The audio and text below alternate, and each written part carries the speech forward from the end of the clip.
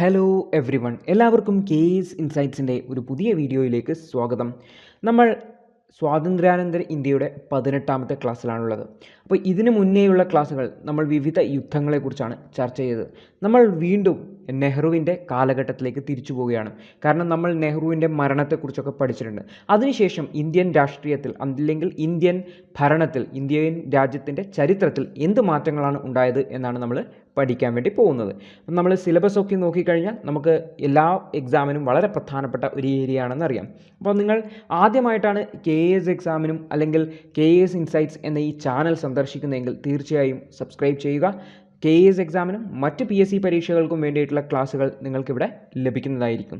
ഈ ഒരു KS insights channel കൂടാതെ ഞങ്ങളുടെ മറ്റ് 2 ഇനീഷ്യേറ്റീവ്സാണ് ഞങ്ങളുടെ വെബ്സൈറ്റും ഞങ്ങളുടെ മോക്ക് ടെസ്റ്റ് പ്ലാറ്റ്ഫോം. ഈ ഒരു സൗകര്യം കൂടി നിങ്ങൾ ഉപയോഗപ്പെടുത്തുക. ആവശ്യമായ സ്റ്റഡി മെറ്റീരിയൽസും പ്രാക്ടീസ് ടെസ്റ്റുകളും നിങ്ങൾക്കവിടെ ലഭിക്കുന്നതായിരിക്കും. അപ്പോൾ നമ്മൾ ഇനി പഠിക്കാൻ വേണ്ടി പോകുന്നത് ഇന്ത്യയുടെ ചരിത്രമാണ്. ആഫ്റ്റർ നെഹ്റുവിന് ശേഷം. അപ്പോൾ ഞാനൊരു ഡിസ്ക്ലെയിമർ എന്ന രീതിയിൽ പറയാൻ വേണ്ടി പോവുകയാണ്. കാരണം നമ്മൾ പ്രധാനമായിട്ടും ഇനി അങ്ങോട്ട് പഠിക്കുന്ന സമയത്ത് രാഷ്ട്രീയം എന്ന് നിങ്ങൾക്ക് തോന്നാം. പക്ഷേ ഈ ഒരു കാര്യങ്ങളൊക്കെ തന്നെ നമ്മൾ ഗവൺമെൻറ്റിൻ്റെ ഔദ്യോഗിക രേഖകളെന്ന് അല്ലെങ്കിൽ ഗവൺമെൻറ്റിൻ്റെ ഔദ്യോഗിക ഭാഷ്യം എന്ന് പറയുന്ന NCERT ടെക്സ്റ്റ് ബുക്കിൻ്റെ അടിസ്ഥാനത്തിലുള്ളതാണ്. അതായത് ഏതെങ്കിലും ഒരു രാഷ്ട്രീയ പാർട്ടിയോ ഏതെങ്കിലും ഒരു നേതാവിനെയോ മോശക്കാരനായി കാണിക്കാനോ ഒന്നും തന്നെയല്ല ഈ ഒരു ക്ലാസ്സുകളിൽ പരാമർശിക്കുന്ന കാര്യങ്ങളുള്ളത്. കാരണം നമ്മൾ പല ആൾക്കാരും പല രാഷ്ട്രീയ പാർട്ടികളിൽ വിശ്വാസമുള്ള ആൾക്കാരായിരിക്കും, ഇല്ലാത്തവരായിരിക്കും. അപ്പോൾ ഞാൻ ഏതെങ്കിലും ഒരു നേതാവിൻ്റെ നയത്തിലുള്ള അതിനെ ക്രിട്ടിസൈസ് ചെയ്യുന്നുണ്ടെങ്കിൽ ആ ഒരു വാക്കുകൾ എൻ്റെ അഭിപ്രായങ്ങളല്ല, മറിച്ച് അത് NCERT ടെക്സ്റ്റിൽ നിന്ന് എടുത്തിട്ടുള്ളതാണ്. നിങ്ങൾക്കത് പരിശോധിക്കാവുന്നതുമാണ്. അപ്പോൾ നിങ്ങൾ അത്തരത്തിലുള്ള കമൻറ്റുകൾ ഒഴിവാക്കണമെന്ന് ദയവായിട്ട് അഭ്യർത്ഥിക്കുകയാണ്. അപ്പോൾ നമുക്ക് ഇന്നത്തെ ക്ലാസ്സിലേക്ക് പോവാം. അപ്പോൾ ആഫ്റ്റർ നെഹ്റുവിന് ശേഷം എന്ത്? അപ്പോൾ നിങ്ങൾ ലെഫ്റ്റ് സൈഡിലെ ഒരു പത്ര കട്ടിങ് നോക്കിക്കഴിഞ്ഞാൽ prime minister Nehru is dead. അപ്പോൾ നെഹ്റുവിൻ്റെ മരണത്തോടുകൂടി ഇന്ത്യയിൽ ഒരു വലിയ ശൂന്യത ക്രിയേറ്റ് ചെയ്യുകയാണ്. കാരണം സ്വാതന്ത്ര്യം ലഭിക്കുന്ന സമയത്ത് തന്നെ നമുക്ക് മുന്നോട്ട് പോകുന്നതിന് വേണ്ടിയിട്ട് ഒരു പ്രധാനമന്ത്രിയുണ്ട്, അദ്ദേഹത്തിൻ്റെ കൂടെ ഒരു ടീമുണ്ട് എന്ന് എല്ലാ ഇന്ത്യക്കാർക്കും വിശ്വാസം ഉണ്ടായിരുന്നു. അതുകൊണ്ട് തന്നെ ഇന്ത്യയിൽ ജനാധിപത്യം എന്ന് പറയുന്ന സിസ്റ്റം വർക്കും ചെയ്യും, അല്ലെങ്കിൽ യാതൊരു തടസ്സവും ഇല്ലാതെ മുന്നോട്ട് പോകും എന്ന് എല്ലാവർക്കും വിശ്വാസം ഉണ്ടായിരുന്നു. പക്ഷേ നെഹ്റുവിൻ്റെ മരണത്തോടുകൂടി പെട്ടെന്നൊരു ശൂന്യതയാണ്. കാരണം നെഹ്റുവിന് ശേഷം ആര് എന്ന് അതുവരെ ഇന്ത്യ ചിന്തിച്ചിരുന്നില്ല. അപ്പോൾ നെഹ്റു 1964 മരണപ്പെടുകയാണ്, പെട്ടെന്ന് മരണപ്പെടുകയാണ് ചെയ്തത്. അതിനുശേഷം കോൺഗ്രസിനകത്തും ചെറിയൊരു ഡൗട്ട് വന്നു, ആരാണ് ഇനി അടുത്ത നേതാവാണെന്ന്. അപ്പോൾ ലാൽ ബഹദൂർ ശാസ്ത്രി, ഏറ്റവും മുതിർന്ന നേതാക്കളിൽ ഒരാളായ ലാൽ ബഹദൂർ ശാസ്ത്രിയെ, അദ്ദേഹത്തെ ഇന്ത്യയുടെ പ്രധാനമന്ത്രിയായിട്ട് നിയമിക്കുകയാണ് കോൺഗ്രസ് ചെയ്തത്. 1964 മുതൽ 66 വരെ അദ്ദേഹം ഉണ്ടായിരുന്നു. അപ്പോൾ ഈ ഒരു ലാൽ ബഹദൂർ ശാസ്ത്രിയുടെ കാലഘട്ടത്തെക്കുറിച്ചാണ് നമ്മളിനി മനസ്സിലാക്കാൻ വേണ്ടി പോകുന്നത്. അപ്പോൾ ഇന്ത്യയുടെ 2ാമത്തെ പ്രധാനമന്ത്രി ആരാണ്? ലാൽ ബഹദൂർ ശാസ്ത്രിയാണെന്ന് ഓർത്തു വെക്കണം. അതിനിടയിൽ ആക്ടിങ് ഉണ്ടായിരുന്നു, പക്ഷേ ആക്ടിങ് അത്ര പ്രാധാന്യമുള്ളതല്ല. ലാൽ ബഹദൂർ ശാസ്ത്രിയാണ് ഇന്ത്യയുടെ 2ാമത്തെ പ്രധാനമന്ത്രി. അപ്പോൾ നമുക്കറിയാം നെഹ്റുവിൻ്റെ ഈ ഒരു അവസാന കാലഘട്ടത്തിൽ നമുക്ക് ചൈനയിൽ നിന്നും വലിയൊരു അടി കിട്ടിയിട്ടുണ്ടായിരുന്നു. ആ ഒരു യുദ്ധത്തിൻ്റെ കാര്യം നമ്മൾ പഠിച്ചിട്ടുണ്ടായിരുന്നു. അതിൻ്റെ ഭാഗമായിട്ട് ഇന്ത്യയുടെ സാമ്പത്തിക വ്യവസ്ഥ വളരെയധികം മോശമായിരുന്നു. ഇതുകൂടാതെ അതിനുശേഷം മൺസൂൺ, അതായത് മഴയും വളരെ കുറവായിരുന്നു. ഇതിൻ്റെ ഭാഗമായിട്ട് വലിയ വരൾച്ചയുണ്ടായി. കൂടാതെ ഫ്ലഡ് ക്രൈസിസും ഒക്കെ ഉണ്ടാവുകയാണ് ചെയ്തത്. അപ്പോൾ മൊത്തത്തിൽ നോക്കിക്കഴിഞ്ഞാൽ ഒരു ഭാഗത്ത് യുദ്ധം, മറ്റൊരു ഭാഗത്ത് കാലാവസ്ഥ അല്ലെങ്കിൽ പ്രകൃതിയും എതിരായി നിൽക്കുന്ന ഒരു സാഹചര്യം. ഇതിനിടയിലാണ് 1965 പാകിസ്ഥാൻ്റെ യുദ്ധവും വരുന്നത്. അതും ലാൽ ബഹദൂർ ശാസ്ത്രിയുടെ കാലഘട്ടത്തിലാണ്. അപ്പോൾ ജനങ്ങളുടെ അവസ്ഥ വളരെ മോശമാണെന്ന് നമുക്ക് മനസ്സിലാക്കാം. ഈ 2 പ്രശ്നങ്ങളും, അതായത് സാമ്പത്തികമായിട്ടുള്ള പ്രശ്നവും കാർഷിക രംഗത്തുള്ള പ്രശ്നങ്ങളും ഒക്കെ അതിജീവിക്കുന്നതിന് വേണ്ടിയിട്ടാണ് ശാസ്ത്രി ഒരു പുതിയ മുദ്രാവാക്യവുമായിട്ട് വന്നത്, ജയ് ജവാൻ ജയ് കിസാൻ. അപ്പോൾ ഈ ഒരു മുദ്രാവാക്യം നിങ്ങൾ കേട്ടിട്ടുണ്ടാവും, ജയ് ജവാൻ ജയ് കിസാൻ. ഇന്ന് കാർഷിക സമരമൊക്കെ നടക്കുന്ന സമയത്ത് വീണ്ടും ഈ ഒരു മുദ്രാവാക്യം വളരെയേറെ പ്രാധാന്യമുള്ളതാണ്. അതെന്നാൽ ജയ് ജവാൻ ജയ് കിസാൻ, ശാസ്ത്രി സ്ലോഗൻ. അപ്പോൾ നിങ്ങൾ സ്ലോഗൻ ഓർത്തു വെക്കേണ്ടത് ജയ് ജവാൻ ജയ് കിസാൻ എന്ന മുദ്രാവാക്യം ഉയർത്തിയത് ഈ ഒരു ലാൽ ബഹദൂർ ശാസ്ത്രിയാണെന്ന് ഓർത്തു വെക്കണം, ഇന്ത്യയുടെ 2ാമത്തെ പ്രധാനമന്ത്രി. എന്നാൽ നമ്മൾ താഷ്കെൻഡ് കരാറിനെ കുറിച്ച് പഠിച്ചു. താഷ്കെൻഡ് കരാറിൽ തന്നെ താഷ്കെൻഡ് കരാർ ഒപ്പിടാൻ വേണ്ടി പോയ സമയത്ത് അദ്ദേഹം സോവിയറ്റ് യൂണിയനിൽ വെച്ച് മരണപ്പെടുകയും ചെയ്തു എന്ന് നമ്മൾ പഠിച്ചിട്ടുണ്ട്. അപ്പോൾ 1966 വീണ്ടും ഇന്ത്യ വീണ്ടും ഒരു പ്രശ്നത്തിലേക്ക് പോവുകയാണ്. അതായത് താഷ്കെൻഡ് കരാറിൽ ഒപ്പിടാൻ വേണ്ടി സോവിയറ്റ് യൂണിയനിൽ, അതായത് ഇന്ന് ഉസ്ബെക്കിസ്ഥാൻ്റെ തലസ്ഥാനമാണ് താഷ്കെൻറ്റ്. അപ്പോൾ സോവിയറ്റ് യൂണിയനിൽ വെച്ച് ഇന്ത്യയുടെ പ്രധാനമന്ത്രി മരണപ്പെടുകയാണ് ചെയ്തത്. വീണ്ടും ഒരു ശൂന്യത ക്രിയേറ്റ് ചെയ്യുകയാണ്. അതായത് കഴിഞ്ഞ 2 വർഷത്തിനുള്ളിൽ 2 പ്രധാനമന്ത്രികളെ ഇന്ത്യക്ക് നഷ്ടപ്പെട്ടു. ഈ ഒരു സമയത്ത് വീണ്ടും കോൺഗ്രസിനുള്ളിൽ പ്രശ്നം, അടുത്ത പ്രധാനമന്ത്രി ആര് എന്നുള്ളത്.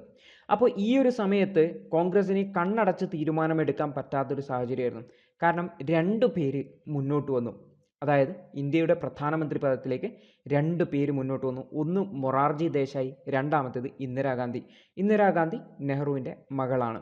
അപ്പോൾ ഇന്ദിരാഗാന്ധി എന്ന് പറയുന്നത് ശാസ്ത്രിയുടെ മന്ത്രിസഭയിലെ മിനിസ്റ്റർ ഓഫ് ഇൻഫർമേഷൻ ആയിരുന്നു ആൻഡ് ബ്രോഡ്കാസ്റ്റിംഗ്. അപ്പോൾ ഈ ഒരു മന്ത്രിയായിരുന്ന ഇന്ദിരാഗാന്ധി അതിന് മുൻപേ തന്നെ കോൺഗ്രസിൻ്റെ പ്രസിഡൻറ്റുമായിരുന്നു. അപ്പോൾ ഇന്ദിരാഗാന്ധി അത്ര പുതിയ ആളൊന്നുമല്ല.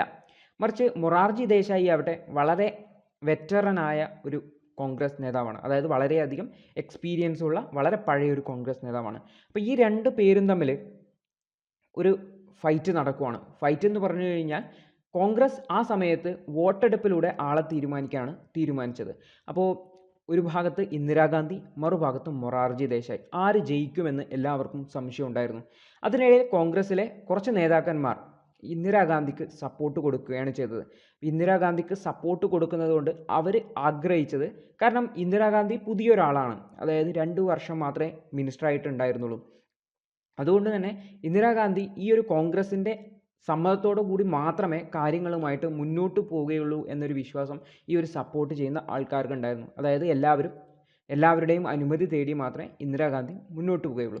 അങ്ങനെ തെരഞ്ഞെടുപ്പിൽ, അതായത് കോൺഗ്രസിനകത്ത് നടന്ന തെരഞ്ഞെടുപ്പിൽ മൊറാർജി ദേശായിയെ ഇന്ദിരാഗാന്ധി പരാജയപ്പെടുത്തുകയും അങ്ങനെ ഇന്ത്യയുടെ ആദ്യത്തെ വനിതാ പ്രധാനമന്ത്രിയായിട്ട്, അല്ലെങ്കിൽ 3ാമത്തെ പ്രധാനമന്ത്രിയായിട്ട് ഇന്ദിരാഗാന്ധി വരികയും ചെയ്തു 1966. പക്ഷേ 1966 ഇന്ദിരാഗാന്ധി അധികാരത്തിലേക്ക് വരുമ്പോഴേക്കും 1 വർഷം കഴിഞ്ഞ ഉടൻ ഇന്ത്യയിലെ അടുത്ത ഇലക്ഷനാണ്. കാരണം ഇന്ദിരാഗാന്ധി പ്രധാനമന്ത്രിയാവുന്നത് 2 പ്രധാനമന്ത്രിമാരുടെ മരണത്തിന് ശേഷമാണ്. അപ്പോൾ ആ ഒരു ലോകസഭയുടെ കാലാവധി കഴിയാൻ വേണ്ടി പോവുകയാണ്. അപ്പോൾ ഇന്ദിരാഗാന്ധി പ്രധാനമന്ത്രിയായി 1 വർഷത്തിനുള്ളിൽ തന്നെ ലോകസഭയുടെ ഇലക്ഷൻ വരികയാണ്. അപ്പോൾ നമ്മൾ ആ ഇലക്ഷനെ കുറിച്ചൊക്കെ വിശദമായിട്ട് പഠിക്കും, എങ്ങനെയായിരുന്നു ഇന്ദിരാഗാന്ധി അതിനെ നേരിട്ടത് എന്നൊക്കെ.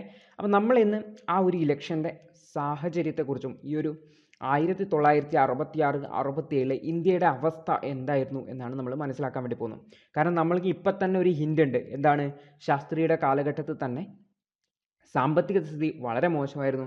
ഇതുകൂടാതെ കാർഷിക മേഖലയും വളരെ മോശമായിരുന്നു. അപ്പോൾ ഈ ഒരു സാഹചര്യത്തിലേക്കാണ് ഇന്ദിരാഗാന്ധി വരുന്നത്. അപ്പോൾ എക്കണോമിക് ക്രൈസിസ്, സാമ്പത്തികമായിട്ടുള്ള വലിയ ഞെരുക്കത്തിൻ്റെ ഇടയിലേക്കാണ്. ഇതുകൂടാതെ മൺസൂൺ, അതായത് മഴയും ഇല്ലാത്ത കാലം. ഇത് എന്തൊക്കെയാണ് ഇന്ത്യയിൽ ഉണ്ടാക്കിയത്? വലിയൊരു വരൾച്ച ഉണ്ടായതോടെ കാർഷിക ഉൽപ്പാദനം വളരെയധികം കുറഞ്ഞു. അതുവഴി ഇന്ത്യയിലെ ആൾക്കാർക്ക് കഴിക്കാൻ ഭക്ഷണമില്ലാത്ത അവസ്ഥ, ഫുഡ് ഷോർട്ടേജ് വന്നു. ഇതുകൂടാതെ ഫോറിൻ എക്സ്ചേഞ്ച് റിസർവ്സ് ഇല്ലാതായി. അതായത് ഫോറിൻ എക്സ്ചേഞ്ച് റിസർവ്സ് എന്ന് പറഞ്ഞാൽ വിദേശ രാജ്യത്തിൻ്റെ കറൻസി നമ്മുടെ കയ്യിലുള്ളത്. അതെങ്ങനെയാണ് നമുക്ക് കിട്ടുന്നത്?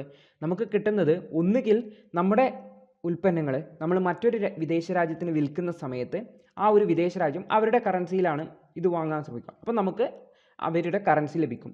അല്ലെങ്കിൽ നമ്മുടെ രാജ്യത്തുള്ള ആൾക്കാർ അവിടെ പോയി ജോലി ചെയ്യുന്നുണ്ടെങ്കിൽ അവർ നമുക്ക് കാശ് അയച്ചു തരുന്ന സമയത്ത് അവരുടെ കറൻസി നമുക്ക് കിട്ടും. അപ്പോൾ ഈ ഒരു സമയത്ത് നോക്കിക്കഴിഞ്ഞാൽ നമ്മൾക്ക് ഇത്തരത്തിൽ കറൻസി കിട്ടാനുള്ള ഒരു വഴി എന്ന് പറഞ്ഞു കഴിഞ്ഞാൽ നമ്മുടെ ഐറ്റങ്ങൾ, നമ്മുടെ രാജ്യത്ത് ഉൽപ്പാദിപ്പിക്കുന്ന സാധനങ്ങൾ അമേരിക്കയ്ക്കോ അല്ലെങ്കിൽ മറ്റ് രാജ്യങ്ങൾക്കോ ഒക്കെ വിൽക്കുക എന്നുള്ളതാണ്. അങ്ങനെ വിൽക്കുന്ന സമയത്ത് അവരുടെ ഡോളർ നമുക്ക് തരും. കാരണം അവർ ഡോളർ കൊടുത്തിട്ടാണല്ലോ വാങ്ങുക. അപ്പോൾ ആ ഡോളർ നമുക്ക് കിട്ടും. ഈ ഡോളർ ഉപയോഗിച്ച് നമുക്ക് വിദേശ രാജ്യങ്ങളിൽ നിന്ന് സാധനങ്ങൾ വാങ്ങും. കാരണം നമുക്കും ആവശ്യമുണ്ട് സാധനങ്ങൾ. ഉദാഹരണത്തിന് ഇപ്പം ഭക്ഷണം ഇല്ല, അപ്പോൾ ഭക്ഷണം പുറത്തുനിന്ന് വാങ്ങണമെങ്കിൽ നമ്മളിപ്പോൾ അമേരിക്കയിൽ നിന്ന് നമുക്ക് ഗോതമ്പ് വാങ്ങണമെങ്കിൽ അമേരിക്കക്ക് ഗോതമ്പിൻ്റെ വില നമ്മൾ ഡോളറിലാണ് കൊടുക്കേണ്ടത്. കാരണം അവർ ഡോളർ മാത്രമല്ലേ അക്സെപ്റ്റ് ചെയ്യുള്ളൂ. അപ്പോൾ ഡോളർ കൊടുക്കണമെങ്കിൽ നമ്മുടെ കയ്യിൽ ഡോളർ വേണ്ടേ? അപ്പോൾ ഇന്ത്യയുടെ അവസ്ഥ എന്ന് വെച്ചാൽ ഇൻഡസ്ട്രിയൽ പ്രൊഡക്ഷനും എക്സ്പോർട്സും, അതായത് രാജ്യത്തുള്ള വ്യാവസായിക ഉൽപ്പാദനവും കയറ്റുമതിയും വളരെയധികം കുറവായിരുന്നു.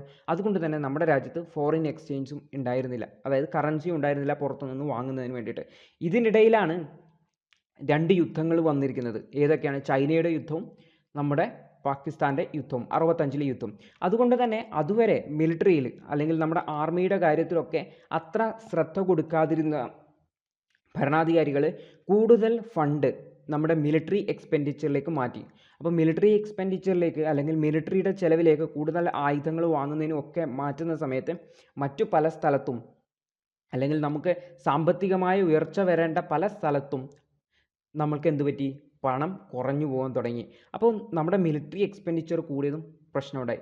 ഈ ഒരു സമയത്താണ് ഇന്ത്യൻ രൂപയുടെ മൂല്യം വളരെയധികം കുറക്കാൻ വേണ്ടിയിട്ട് ഇന്ത്യ തീരുമാനിക്കുകയും ചെയ്യുന്നത്. അതിൻ്റെ ഒരു പത്ര കട്ടിങ്ങാണ് വലതുവശത്ത് കാണിച്ചിരിക്കുന്നത്. അപ്പോൾ ഇത്തരത്തിൽ ചെയ്തത് വഴി ഇന്ത്യൻ സാമ്പത്തിക വ്യവസ്ഥയെ ഇമ്പ്രൂവ് ചെയ്യാം എന്നാണ് പറഞ്ഞിരുന്നത്. അപ്പോൾ ഈ ഒരു സാഹചര്യത്തിൽ ഇത്തരത്തിൽ ഫുഡ് ഷോർട്ടേജ് വന്നു. നമ്മുടെ രാജ്യത്ത് ഭക്ഷണം അവൈലബിൾ അല്ല. ആൾക്കാർക്കാണെങ്കിൽ ഭക്ഷണം വളരെ കൂടുതലായിട്ടും വേണം താനും. അപ്പോൾ ഈ ഒരു സമയത്ത് സ്വാഭാവികമായിട്ടും വില കൂടും. അതായത് ഐറ്റങ്ങളുടെ എല്ലാം വില കൂടാൻ വേണ്ടി തുടങ്ങി. അപ്പോൾ ഇത്തരത്തിൽ വില കൂടാൻ വേണ്ടി തുടങ്ങിയതോടെ ജനങ്ങൾ വെറുതെ ഇരിക്കില്ലല്ലോ, ഭക്ഷണമില്ല, ഇതുകൂടാതെ തൊഴിലും ഇല്ലാത്ത അവസ്ഥ. കാരണം നമ്മൾ ഓൾറെഡി പറഞ്ഞു ഇൻഡസ്ട്രിയൽ പ്രൊഡക്ഷനൊക്കെ കുറഞ്ഞു. ഇൻഡസ്ട്രിയൽ പ്രൊഡക്ഷൻ കുറഞ്ഞു എന്ന് പറഞ്ഞു കഴിഞ്ഞാൽ രാജ്യത്ത് ഇൻഡസ്ട്രികളൊന്നും കാര്യമായിട്ട് പ്രവർത്തിക്കാത്ത അവസ്ഥ. എന്തുകൊണ്ടാണ്? നമ്മുടെ കയ്യിൽ ഫോറിൻ എക്സ്ചേഞ്ചും ഇല്ല. കാരണം നമുക്ക് റോ മെറ്റീരിയൽ വേണമെങ്കിൽ, അതായത് ഒരു ഇൻഡസ്ട്രിയിലേക്ക് ഉപയോഗിക്കേണ്ട ഒരു റോ മെറ്റീരിയൽ വേണമെങ്കിൽ നമുക്ക് എവിടെ നിന്ന് വേണം? വിദേശത്തു നിന്നാണ് വരുന്നത്. അപ്പോൾ നമ്മൾ വിദേശ രാജ്യങ്ങളുമായിട്ട് ഭയങ്കരമായിട്ട് കണക്റ്റഡാണ്. അപ്പോൾ ഈ മൊത്തം സാഹചര്യം നോക്കിക്കഴിഞ്ഞാൽ നമ്മുടെ രാജ്യം മൊത്തം കുഴപ്പത്തിലേക്ക് പോകുന്നൊരു സിറ്റുവേഷനാണ്. അതിൻ്റെ ഇടയിൽ ജോലിയുമില്ല ആൾക്കാർക്ക്. ഈ ഒരു സാഹചര്യത്തിൽ ജനങ്ങൾ പ്രതിഷേധിക്കാൻ വേണ്ടി തുടങ്ങി. ഈ ഒരു സമയത്ത് നെഹ്റുവിൻ്റെ കാലഘട്ടത്തിന് ശേഷം ഇന്ത്യയിൽ പ്രതിപക്ഷ പാർട്ടികൾ, അതായത് ഓപ്പോസിഷൻ പാർട്ടികൾ കൂടുതലായിട്ട് ഉയർന്നു വരുന്നൊരു സാഹചര്യമാണ് ഉണ്ടായത്. അപ്പോൾ അവർ ബന്ദുകളും ഹർത്താലുകളും ഒക്കെ നടത്താൻ വേണ്ടി തുടങ്ങി. പക്ഷേ എന്താണ് ഒരു കുഴപ്പം? അതായത് ബന്ദുകളും ഹർത്താലുകളും നടത്താൻ തുടങ്ങിയതോടെ ഗവൺമെൻറ്റിന് ഇത് രണ്ട് തരത്തിൽ നോക്കിക്കാണാൻ വേണ്ടി പറ്റും. ഒരു നോക്കിക്കാണൽ എന്ന് പറഞ്ഞു കഴിഞ്ഞാൽ ജനങ്ങൾക്ക് ചില പ്രശ്നങ്ങളുണ്ട്, അതായത് അവർക്ക് ഭക്ഷണം കിട്ടുന്നില്ല, വില കൂടുന്നുണ്ടെന്ന്. അപ്പോൾ ഈ ഒരു പ്രശ്നങ്ങൾ ജനങ്ങൾ അതിൻ്റെ ഒരു പ്രതികരണമാണ് കാണിക്കുന്നത്. അപ്പോൾ ആൾക്കാരുമായിട്ട് സംസാരിച്ച് ഈ ഒരു പ്രശ്നം പരിഹരിച്ച് ഈ ഒരു ബന്ദും ഹർത്താലൊക്കെ ഒഴിവാക്കണം എന്നുള്ളത്. അതായത് ജനങ്ങളുടെ അഭിപ്രായത്തെ മുഖവിലക്കെടുക്കുക. രണ്ടാമത്, ഇത്തരത്തിൽ ഹർത്താലുകൾ നടത്തുന്നത് ഇവിടെ പ്രശ്നങ്ങൾ ഉണ്ടാക്കാൻ വേണ്ടിയിട്ട് ആൾക്കാർ നടത്തുന്നതാണ്. അവരെയൊക്കെ അടിച്ചൊതുക്കണം എന്നുള്ള ആറ്റിറ്റ്യൂഡ്. അപ്പോൾ ഈ ഒരു കാലഘട്ടത്തിൽ ഗവൺമെൻറ് കണ്ടത് രണ്ടാമത്തെ ആറ്റിറ്റ്യൂഡിലാണ്. അതായത് ഈ ഒരു പ്രശ്നങ്ങളെയെല്ലാം അടിച്ചൊതുക്കാൻ വേണ്ടിയിട്ടാണ് ഗവൺമെൻറ് ശ്രമിച്ചത്. അതായത് ഗവൺമെൻറ്റിനെതിരെയുള്ള പ്രക്ഷോഭങ്ങളാണ്, അടുത്ത ഇലക്ഷന് എതിരെ വന്ന പ്രക്ഷോഭങ്ങളാണ്, അടുത്ത ഇലക്ഷനിൽ കോൺഗ്രസിനെ തോൽപ്പിക്കുന്നതിന് വേണ്ടിയിട്ട് വന്ന പ്രക്ഷോഭങ്ങളാണ് ഇത് എന്നൊക്കെയാണ് ഈ ഒരു സമയത്ത് ഗവൺമെൻറ് കണ്ടതും. ഗവൺമെൻറ് അതുകൊണ്ട് തന്നെ ഈ ഒരു സമരങ്ങളെയൊക്കെ അടിച്ചൊതുക്കാൻ വേണ്ടി ശ്രമിക്കുകയും ചെയ്തത്. ഇതിനിടയിലാണ് ഞാൻ പറഞ്ഞതുപോലെ 1967 ഇലക്ഷൻ വരുന്നത്. അതായത് വളരെ മോശമായൊരു സാഹചര്യം. അതായത് ഗവൺമെൻറ്റിനെതിരെ ജനങ്ങളുടെ വികാരം വളരെയധികം രോഷം കൊണ്ട് ബന്ദുകളും ഹർത്താലുകളുമൊക്കെ നടത്തുന്ന സമയത്തുള്ള ഒരു തെരഞ്ഞെടുപ്പ്. ഈ ഒരു തെരഞ്ഞെടുപ്പിൽ ഒരു വർഷം മാത്രം പ്രായമുള്ള ഇന്ത്യയുടെ പ്രധാനമന്ത്രി ലോക്സഭാ ഇലക്ഷനെ നേരിടുകയാണ് അടുത്ത ഗവൺമെൻറ് രൂപം കൊള്ളുന്നതിന് വേണ്ടിയിട്ട്. അപ്പോൾ ഈ ഒരു ഇലക്ഷൻ്റെ ബാക്ക്ഗ്രൗണ്ടാണ് നമ്മൾ പഠിച്ചത്. അതായത് ആ ഒരു ഇലക്ഷൻ നടക്കുന്ന സമയത്ത് ഇന്ത്യയിൽ എന്തായിരുന്നു അവസ്ഥ. അപ്പോൾ ഈ ഒരു ഇലക്ഷനെയും അതിൻ്റെ റിസൾട്ടിനെയും കുറിച്ചൊക്കെ നമുക്ക് അടുത്ത ക്ലാസ്സിൽ പഠിക്കാം. ആരാണ് ജയിച്ചത്, കോൺഗ്രസിന് വിജയിക്കാൻ പറ്റിയോ, മറ്റേതെങ്കിലും പാർട്ടിയാണോ ഉയർന്നു വന്നത് എന്നൊക്കെ നമുക്ക് അടുത്ത ക്ലാസ്സിൽ പഠിക്കാം. അപ്പോൾ ഈ ഒരു ക്ലാസ്സിൽ നമ്മൾ പഠിച്ചിരിക്കുന്നത് നെഹ്റുവിന് ശേഷം ശാസ്ത്രിയുടെ കാലഘട്ടം, ഇന്ദിരാഗാന്ധിയുടെ ആദ്യത്തെ ഒരു വർഷം, ആ ഒരു സമയത്തെ ഇന്ത്യയുടെ അവസ്ഥ എന്തായിരുന്നു, ഇന്ത്യയിലെ ജനങ്ങളുടെ അവസ്ഥ എന്തായിരുന്നു എന്നാണ് നമ്മൾ ഓർത്തു വെക്കേണ്ടത്. അപ്പോൾ ഇതിൽ നമ്മൾക്ക് പഠിക്കാൻ വേണ്ടിയിട്ട് 1, 2, 3 പോയിന്റുകൾ മാത്രമേ ഉള്ളൂ. ഒന്ന്, ലാൽ ബഹദൂർ ശാസ്ത്രി രണ്ടാമത്തെ പ്രധാനമന്ത്രി 1964 മുതൽ 66 വരെ. അദ്ദേഹമാണ് ജയ് ജവാൻ ജയ് കിസാൻ എന്ന് പറയുന്ന മുദ്രാവാക്യം പുറന്ന് ഇന്ത്യയുടെ വിദേശത്ത് വെച്ച് മരിച്ച ഇന്ത്യൻ പ്രധാനമന്ത്രിയാണ് ആര്? ഈ ഒരു ലാൽ ബഹദൂർ ശാസ്ത്രി. അദ്ദേഹം ഉസ്ബെക്കിസ്ഥാൻ അല്ലെങ്കിൽ അന്നത്തെ സോവിയറ്റ് യൂണിയനിലെ താഷ്കെൻഡിൽ വെച്ചിട്ടാണ് മരണപ്പെട്ടതെന്ന് ഓർത്തു വെക്കുക. അതിനുശേഷം ഇന്ത്യയുടെ പ്രധാനമന്ത്രിയായിട്ട് വന്നത് ഇന്ദിരാഗാന്ധിയാണ്. ഇന്ദിരാഗാന്ധിയാണ് മൂന്നാമത്തെ ഇന്ത്യയുടെ പ്രധാനമന്ത്രി. ആദ്യത്തെ വനിതാ പ്രധാനമന്ത്രിയും ഇന്ദിരാഗാന്ധിയാണെന്ന് ഓർത്തു വെക്കണം. അപ്പോൾ ആ ഒരു സമയത്ത് ഇന്ത്യയുടെ സാമ്പത്തിക സ്ഥിതി വളരെ മോശമായിരുന്നു. മൺസൂൺ, അതായത് മഴ ചതിച്ചു. രണ്ടാമത്തേത് ചൈനയുടെ യുദ്ധവും ചതിച്ചു. ഇതുവഴി ഇന്ത്യയിൽ വലിയ പ്രശ്നങ്ങൾ, ഭക്ഷണമില്ല ആൾക്കാർക്ക് കഴിക്കാൻ വേണ്ടിയിട്ട്, നമ്മുടെ രാജ്യത്ത് ആഭ്യന്തര ഉൽപ്പാദനങ്ങളില്ല, കയ്യിൽ കാശില്ല, അതായത് പുറത്തുനിന്ന് കടം വാങ്ങുന്നതിന് നമ്മുടെ കയ്യിൽ കാശില്ലാത്ത അവസ്ഥ. മിലിറ്ററി എക്സ്പെൻഡിച്ചർ വളരെയധികം വർദ്ധിക്കുകയും ചെയ്തു. കാരണം ഇനിയൊരു യുദ്ധം ഉണ്ടായിക്കഴിഞ്ഞാൽ നമ്മൾ സൂക്ഷിച്ച് നിൽക്കണമല്ലോ. അപ്പോൾ അതിനുശേഷം ഈ ഒരു പ്രശ്നത്തെ ഗവൺമെൻറ് എങ്ങനെയാണ് നോക്കിക്കണ്ടത്? അപ്പോൾ ഇതിൻ്റെയൊക്കെ ഒരു ഔട്ട്കം ആയിട്ടാണ് 1967 റിസൾട്ട് വരുന്നത്. അപ്പോൾ എന്താണ് റിസൾട്ട്? എന്തുകൊണ്ടാണ് അങ്ങനെ സംഭവിച്ചത് എന്നൊക്കെ നമുക്ക് അടുത്ത ക്ലാസ്സിൽ പഠിക്കാം. അപ്പോൾ ഞാൻ ഈ ഒരു ക്ലാസ് ഇവിടെ വൈൻഡപ്പ് ചെയ്യുകയാണ്. നിങ്ങൾക്ക് ഈ ഒരു ക്ലാസ് ഇഷ്ടപ്പെട്ടുവെങ്കിൽ തീർച്ചയായും ലൈക്ക് ചെയ്യുക. നിങ്ങളുടെ അഭിപ്രായം താഴെ കമൻ്റായിട്ട് രേഖപ്പെടുത്തുക. ഈ ഒരു ക്ലാസ് ഇഷ്ടപ്പെട്ടുവെങ്കിൽ ഈ ഒരു വീഡിയോ നിങ്ങളുടെ സുഹൃത്തുക്കൾക്ക് വേണ്ടി തീർച്ചയായും ഷെയർ കൂടി ചെയ്യുക. അപ്പോൾ നമുക്ക് അടുത്തൊരു ക്ലാസ്സിൽ വളരെ വിശദമായിട്ട് മറ്റൊരു വിഷയവുമായിട്ട് കാണാം. അതുവരെ good bye, all the best.